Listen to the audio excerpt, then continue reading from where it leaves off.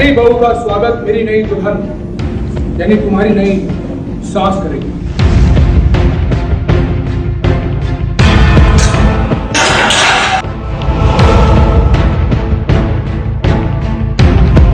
क्यों किया ऐसा तुमने?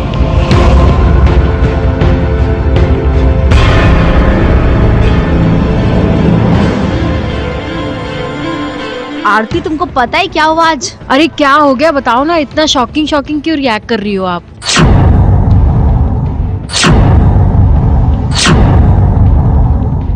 आसमान गिर गया, पहाड़ टूट पड़ा, क्या हुआ क्या है? अरे ऐसा ही कुछ हुआ है। तुमको पता है वो जो छुटकी थी ना, मीरा, उसने वो धर्म से शादी कर ली। ये वो धर्म जो विद्या का ससुर होने वाला था। मतलब अब ये मीरा गोपी की समधन बन गई? हाँ। तो मुझे ये बात पता थी, पहले से ही मुझे सास बहू साजिश ने बता दिया था। अरे हाँ, वो तो बताया था, लेकिन अब देखो नजारा देखो। क्यों किया ऐसा तुमने?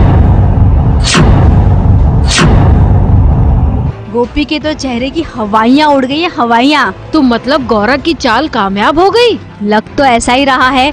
मतलब कोकिला मोदी की तो बस अब हवाई टाइट हो गई। लेकिन अब कोकी करेगी क्या, क्योंकि गोपी के खिलाफ चली गई थी वो, और उसे लग रहा था कि गौरा सही है और गोपी गलत है।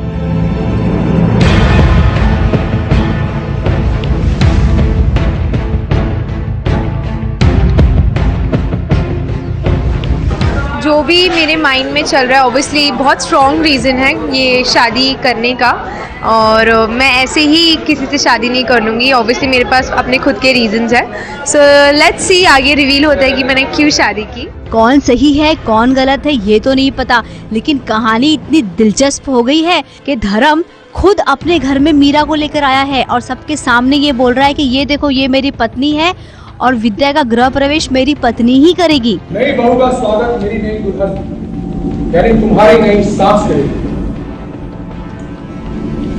आप विद्या, ये नजारा तो बड़ा गजब का है, लेकिन एक बात तो माननी पड़ेगी, एक शादी में दो शादी निपटा दी प्रोड्यूसर साहिबा ने।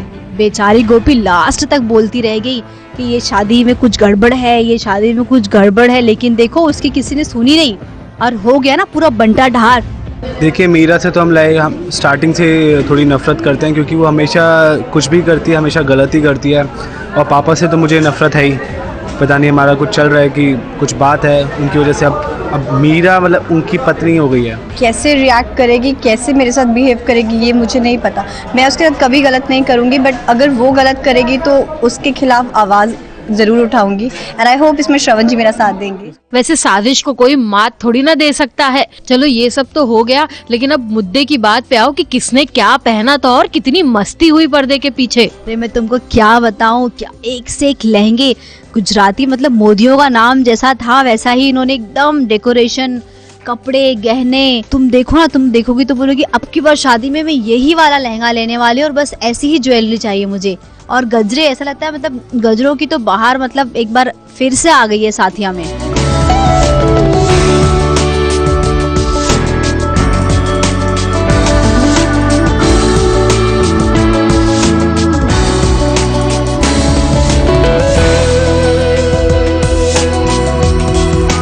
एक ट्रेडिशनल गुजराती ब्राइड जैसे होती है, ये बिल्कुल वैसा ही है।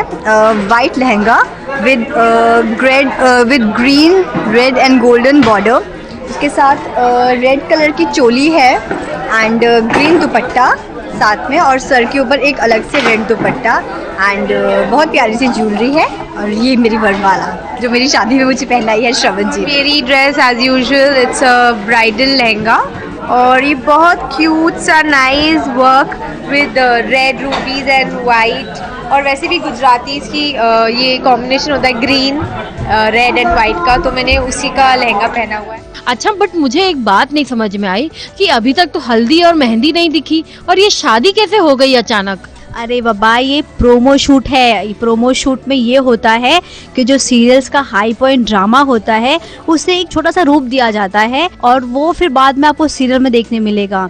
तो अब जरा हल्दी मेहंदी कुछ तो दिखा दो, अब आगे क्या होने वाला है?